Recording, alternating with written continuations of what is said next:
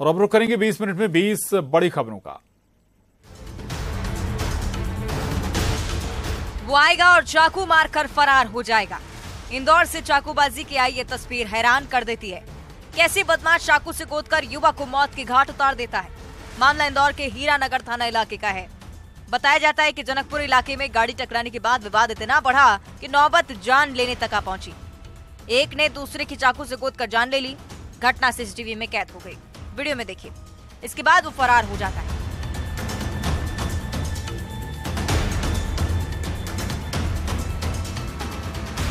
इधर हमले में लहूलुहान युवक की मौत हो जाती है। मिली जानकारी के मुताबिक मृतक पर भी चोरी और डकैती के आरोप हैं। हत्या जैसे कई संगीन मामले भी दर्ज हैं। बहरहाल पुलिस आरोपियों की तलाश कर रही है।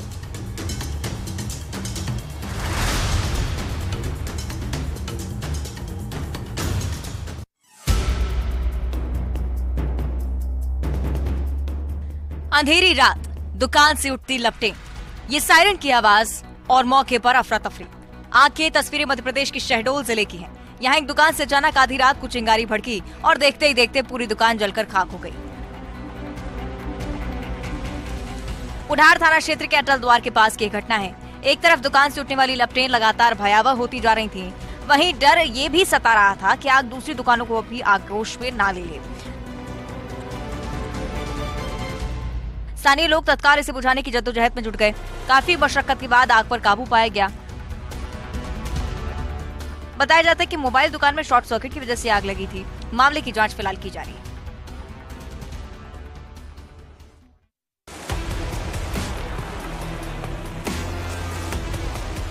छत्तीसगढ़ में नक्सली ने एक बार फिर से आतंक का परिचय दिया है। सुकमा में नक्सली ने एक हाईवा को आग के हवाले कर दिया। इस आगजनी में हाईवा पूरी तरह से जलकर खाक हो गया। बताया जाता है कि प्रधानमंत्री सड़क योजना के तहत सड़क निर्माण का कार्य चल रहा था। तभी वहां नक्सली आधम के गाड़ी को फूंक दिया, मौके से फरार हो गए। नक्सली के हमले के बीच कुछ मजदूर भी फंस गए, जिन्हें बाद में पुलिस ने सुरक्षित बाहर निकाला। मौके पर पहुंची पुलिस की टीम ने कुछ संदिग्धों को भी पकड़ा है। उनसे पूछताछ की जा रही है। इन दिनों नक्सली काफी सक्रिय दिख रहे हैं। बीते दिनों दंतेवाड़ा में नक्सली हमले में डीआरजी के 10 जवान शहीद हो गए थे। दरअसल नक्सली के खिलाफ अभियान को तेज कर दिया गया है, जिससे वे बौखलाए हुए नजर आते हैं। उनकी ये बौखलाहट अब साफ दिखती है।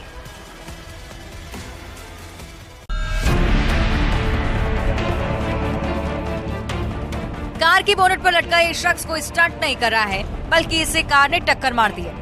फिर जब वो बोनट पर लटका तो ड्राइवर उसे काफी दूर तक घसीटते हुए ले गया।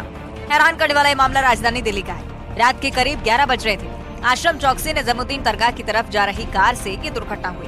टक्कर के बाद बोनट पर लटका युवक बचाओ बचाओ की गुहार लगाता रहा। पीसीआर के जरिए पुलिस को इसके बारे में सूचना मिली, जिसके बाद दिल्ली पुलिस ने आरोपी की कार का पीछा किया, बोनट पर लटके शख्स की जान बचाई। इसका वीडियो भी सोशल मीडिया पर खूब वायरल हो रहा है। पुलिस ने लापरवाही से गाड़ी चलाने का मामला दर्ज किया है। बताया जा रहा है कि कार बिहार के एक सांसद की है, जबकि पीड़ित पेशे से एक कैब ड्राइवर है। पीड़ित ने बताया कि मैं एक यात्री को छोड़कर लौट रहा था। जब मैं आश्रम के पास पहुंचा तो कार ने मेरी कार को 3 बार हल्की टक्कर मारी। जब मैं अपनी कार से बाहर आकर दूसरी कार के सामने खड़ा हुआ तो आरोपी ने कार स्टार्ट कर आगे बढ़ा दी। मैं बोनट पर चढ़ गया, बावजूद इसके वो कार चलाता रहा।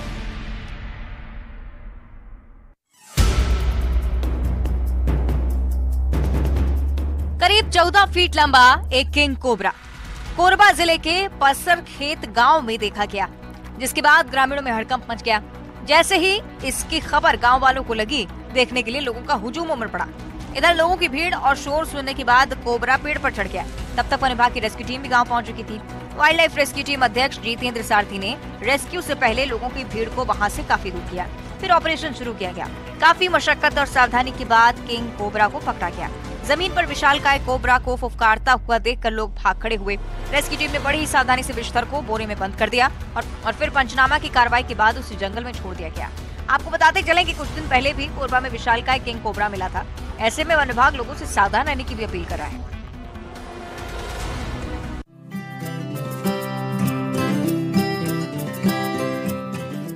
झमाझम बारिश हो रही है और इधर मंडप में दूल्हा दुल्हन 7 फेरे ले रहे हैं। बारिश के बीच 7 फेरे लेने का ये वीडियो सोशल मीडिया पर जमकर वायरल हो रहा है। ये तो शादी जैसे पावन समारोह में बारिश होना शुभ माना जाता है, लेकिन 7 फेरों के वक्त बारिश होना, वो भी तब जब पुख्ता व्यवस्थाएं ना हो, आंगन में खुले आसमान के नीचे मंडप सजा हो, तब ये बारिश मुश्किलें खड़ी कर देती है।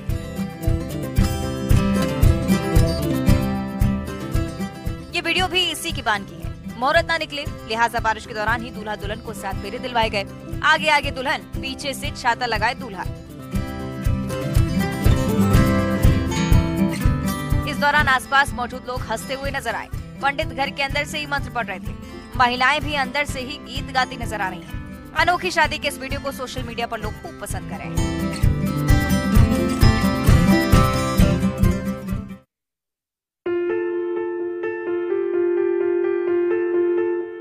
छत्तीसगढ़ में बेमौसम बरसात का दौर जारी है।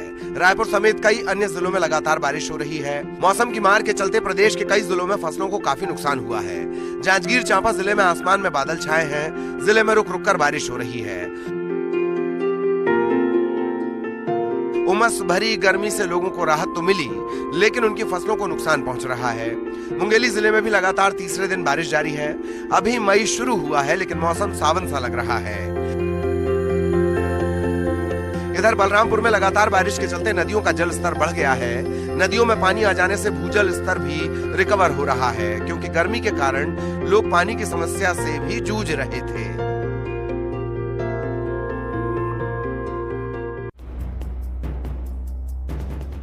तस्वीरें ना कश्मीर की हैं, ना हिमाचल की, और ना ही किसी दूसरे पहाड़ी प्रदेश की। ये तस्वीरें हैं मध्य प्रदेश के सीहोर की।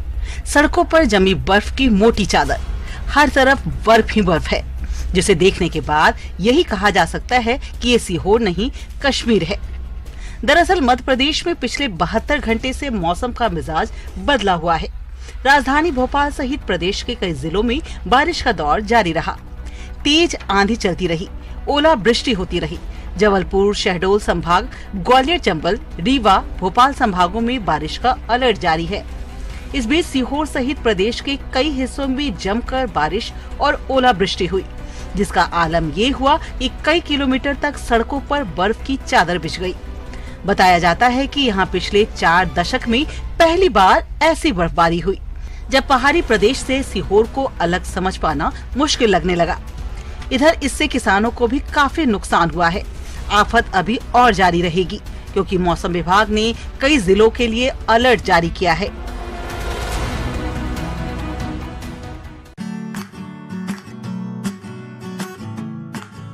छत्तीसगढ़ के सीमावर्ती राज्य उड़ीसा के मलकानगिरी जिले में नक्सलवाद का दायरा अब सीमित हो चुका है। जिले का आंध्र उड़ीसा बॉर्डर, जो स्वाभिमान अंचल के नाम से प्रसिद्ध है, वहां पिछले 2 दशक से नक्सलियों का कब्जा रहा। नक्सलवाद अब चरम पर रहा तो नक्सलियों ने वहां लाल कोठी का निर्माण भी करवाया। इसे नक्सली वॉर रूम की तरह इस्तेमाल करते थे। समय बदला और आज उसी वॉर रूम में शिक्षा की अलख जल रही है। पुलिस बच्चों को कंप्यूटर सहित तकनीकी शिक्षा दे रही है। नक्सलियों की हुकूमत थी, वहाँ अब शांति ही शांति है। लोग मुख्यधारा से जुड़ने लगे हैं। नए कंप्यूटर शिक्षा केंद्र में 5 कंप्यूटर्स हैं। प्रतिदिन सुबह यहाँ पर 30 छात्र कंप्यूटर सीखने के लिए आते हैं। एक कर्मचारी रोज बच्चों को कंप्यूटर की ट्रेनिंग भी देंगे। पुलिस ने बच्चों को Excel, MS Word, writing language, photo editing सहित अन्य तकनीक सिखाने की पहल की है। दक्षिण DIG राजेश पंडित और मलकानगिरी SP ने कंप्यूटर क्लासरूम का उद्घाटन करते हुए कहा कि शिक्षा से ही क्षेत्र में शांति बहाल हो सकती है।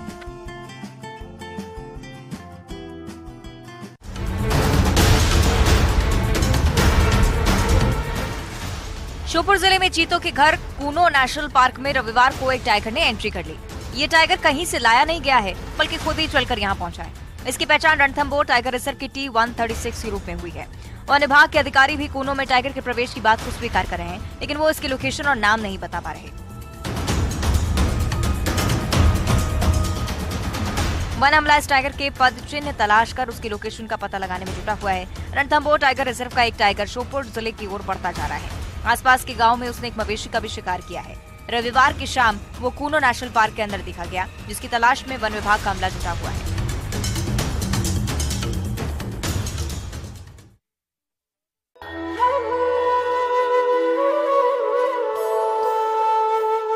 बॉलीवुड अभिनेत्री कंगना रनौत ने श्री दक्षिण काली मंदिर पहुंचकर पूजा अर्चना की। अभिनेत्री ने मां काली के दर्शन किए, गंगा घाट पर गंगा पूजन और आरती की। उन्होंने निरंजनी अखाड़े के आचार्य महामंडलेश्वर और श्री दक्षिण काली पीठाधीश्वर स्वामी कैलाश आनंद गिरी महाराज से आशीर्वाद ग्रहण किया। आध्यात्म के साथ देश के प्रमुख मुद्दों पर ही उन्होंने बयान रखे। साथ ही साथ देश की सुख समृद्धि की भी कामना की। इस मौके पर पत्रकारों से बातचीत में एक सवाल के जवाब में कंगना रनौत ने कहा कि वर्ष 2024 लोकसभा चुनाव को लेकर प्रदेश भर में चर्चा हो रही है, देश भर में चर्चा हो रही है, लेकिन 2024 में भी वही होगा जो 2019 में हुआ था। एक सवाल का जवाब देते हुए उन्होंने ये भी कहा कि शादी दिल के रिश्ते होते हैं, ये भी सभी जानते हैं। जब लोगों के दिल मिल जाते हैं तो हम क्या बोल सकते हैं। केंद्र सरकार और पीएम मोदी की तारीफ करते हुए कंगना ने कहा कि सरकार की गंगा को लेकर लोगों में जागरूकता आ रही है, लेकिन पहले ऐसा नहीं था।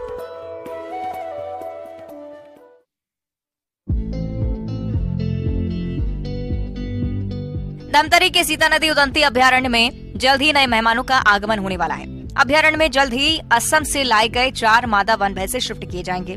वन भैंसों को फिलहाल नवापारा में रखा गया है, जहां से मेडिकल जांच के बाद उनको शिफ्ट किया जाएगा। असम से लाए गए वन भैंसे अगर यहां के तापमान में एडजस्ट कर गए तो भविष्य में और वन भैंसों को यहां पर लाया जा सकता है।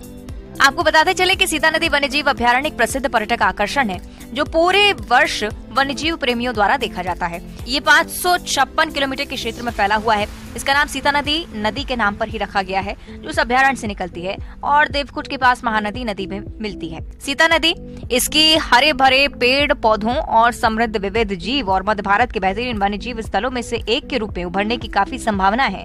इसे वन्यजीवों से समृद्ध करने की दिशा में लगातार कदम उठाए जा रहे हैं।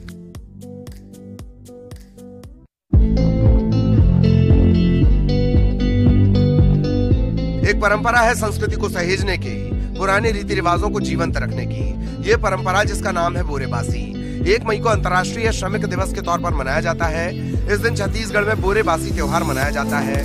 मुख्यमंत्री भूपेश बघेल के नेतृत्व में राज्य सरकार द्वारा छत्तीसगढ़ की संस्कृति, रीति रिवाज और खान पान को सहेजने के मकसद से बड़े पैमाने पर लोग इसका हिस्सा बनते हैं।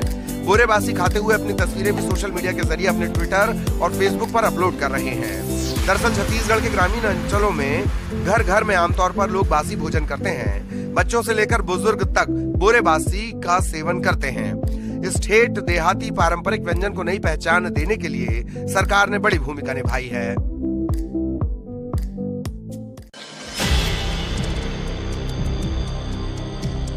छत्तीसगढ़ के मनेन्द्रगढ़ में जल संसाधन विभाग द्वारा डौकी झरिया व्यपवर्तन योजना के तहत बनाए गए स्टॉप डैम पर खतरा मंडरा रहा है।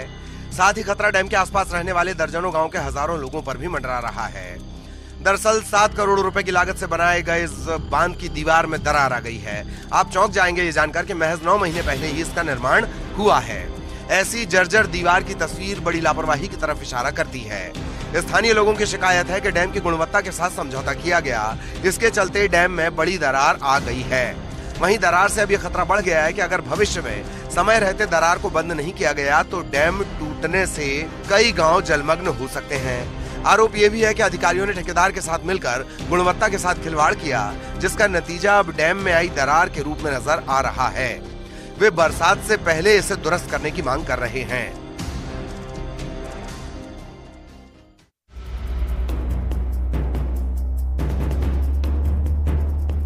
बलरामपुर जिले के अमदंडा गांव के प्राचीन चंडी माता धाम में खुदाई के दौरान प्राचीन मंदिर के अवशेष मिलने से इलाके में कौतूहल का विषय बना हुआ है। वहीं जानकारी मिलते ही स्थानीय लोगों की भीड़ जुट गई। पुरातत्व विभाग के जानकार के अनुसार यह प्राचीन अवशेष 12वीं से 14वीं शताब्दी के बीच का हो सकता है। उन्होंने कहा कि बलरामपुर जिले के डीपाडी, बाबा छराज, कुंवरधाम एवं अन्य स्थानों पर भी प्राचीन अवशेष 12वीं से 14वीं शताब्दी के पाए गए हैं। यह भी अवशेष उसी समय का है। स्थानीय लोगों का मानना है कि पूर्वजों से इस स्थान पर पूजा अर्चना करते आ रहे हैं। यहाँ पर सभी की मनोकामनाएं पूर्ण होती हैं। वहीं आज धाम पर चबूतरा निर्माण का कार्य किया जाना था, जिसके लिए नींव की खुदाई का कार्य गाँव के लोगों के द्वारा किया जा रहा था। खुदाई के दौरान हनुमान जी की गदा, शिवलिंग, कई प्राचीन मंदिर के अवशेष मिले हैं, जिससे लोगों में और भी उत्साह, खुशी देखने को मिल रही है।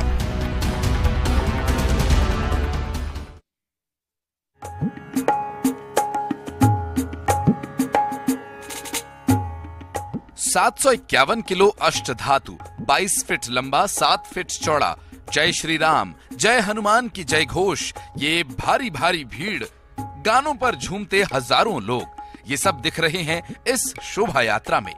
ये शोभा यात्रा है खरगोन के बड़वाह क्षेत्र के काटकुट में खेड़ापति हनुमान मंदिर में गदा के स्थापना की। इस गदा को तैयार किया गया है यूपी के हाथरस में। जब गदा तैयार हुई तो इसे हाथरस से खरगोन ले जाने के लिए शोभा यात्रा निकाली गई। इस पर श्रद्धालु जमकर थिरके। विशाल गदा गांव के ही सॉफ्टवेयर इंजीनियर प्रहलाद चोटिया ने भेंट की है। हाथरस में निर्माण के बाद विशाल गदा को जेसीबी के माध्यम से ट्रैक्टर ट्रॉली में रखा गया। खेड़ापति हनुमान मंदिर परिसर में 3 मई को विधि विधान से पूजा अर्चना कर हवन के साथ गदा की स्थापना की जाएगी और गदा दान करने वाले का मानना है कि गदा का मूल्य अमूल्य है। हनुमान जी के आशीर्वाद से ही गदा की स्थापना हो रही है।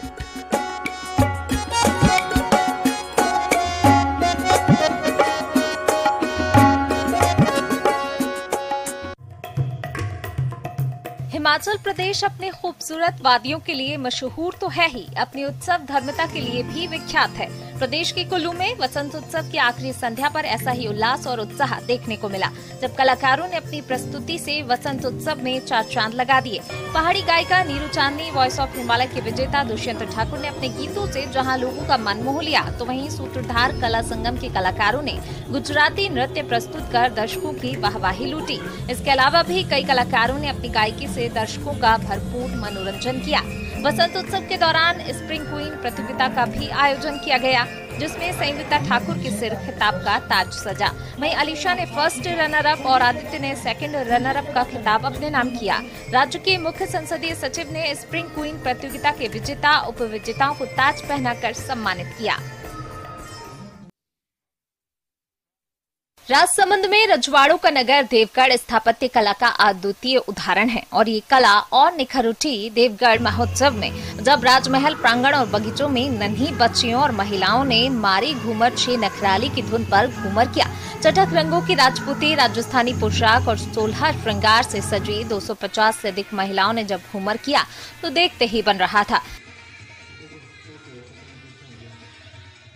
354वें स्थापना दिवस पर देवगढ़ राजमहल में घूमर के लिए महिलाएं और युवतियां सुबह से ही पहुंचने लगी थी। राजपूती और राजस्थानी पोशाक में सजी महिलाएं अपनी सांस्कृतिक विरासत को संजोने का संदेश दे रही थीं। ओ मारी घूमर छे नखराली माँ घूमर रमवा महजास्या ओ राजरी घूमर रमवा महजास्या की आवाज जैसे ही सभी को सुनाई दी। सभी ने 10 मिनट तक अपनी पारंपरिक शैली में घूमर किया तो सभी देखने वाले देखते रह गए। नृत्य के बाद महिलाओं और युवतियों में राजमहल के साथ सेल्फी लेने का उत्साह नजर आया। देवगढ़ नगर की स्थापना विक्रम संवत 1726 में हुई थी। नगर के बीचों बीच पहाड़ी पर देवगढ़ महल अपनी स्थापत्य और वास्तुकला के लिए जाना जाता है। इसकी स्थापत्य कला उदयपुर पैलेस से मिलती है।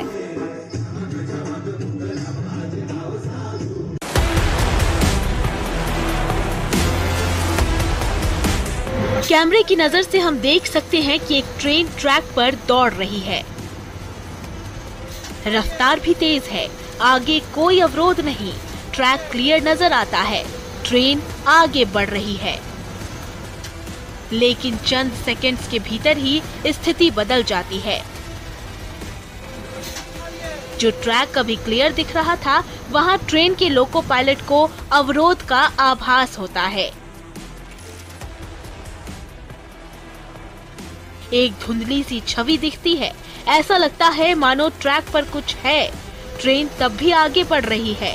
तभी हाथ में लाल कपड़ा लिए ट्रेन के लोको पायलट को आगाह करने की कोशिश करता है।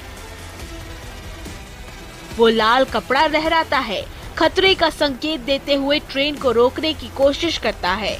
ट्रेन उस शख्स को जैसे ही पीछे छोड़कर आगे निकलती है, सामने एक जेसीबी नजर आती है। यही वो अवरोध था जिसका आभास लोको पायलट को पहले ही हुआ था। लेकिन भला ये कौन सोच सकता है कि रेल की पटरियों के बीच जेसीबी मशीन खड़ी मिलेगी। ट्रेन का लोको पायलट आनन फानन में इमरजेंसी ब्रेक लगाता है। रफ्तार में दौड़ रही ट्रेन रुक जाती है।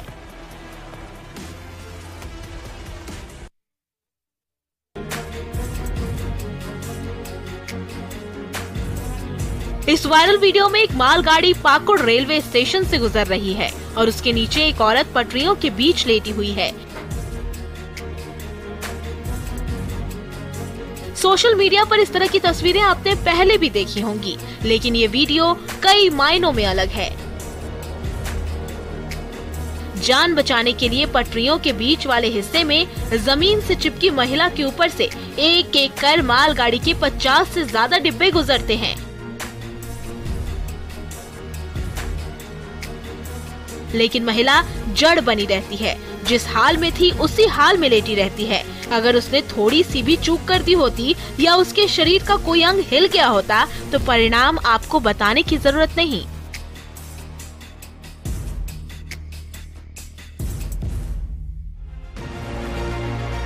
लेकिन किस्मत जब बुलंद हो तो काल की दाल नहीं गलती है। यहाँ भी यही हुआ। 50 से ज्यादा डिब्बों के गुजर जाने का इंतजार किसी भी क्षण मौत का कारण बन सकता है, लेकिन ऐसा हुआ नहीं। भाग्य की धनी ये महिला मालगाड़ी के गुजरते ही उठकर बैठ जाती है।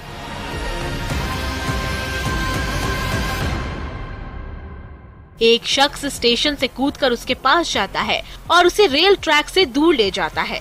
दरअसल ये बुजुर्ग महिला पटरी पार करके दूसरी ओर जाना चाहती थी, लेकिन इसने ओवरब्रिज का सहारा नहीं लिया। वो सीधे रेल ट्रैक को पार करने लगी, लेकिन जैसे ही ये बुजुर्ग महिला पटरी पर उतरी, मालगाड़ी उसके लिए काल बनकर आ गई।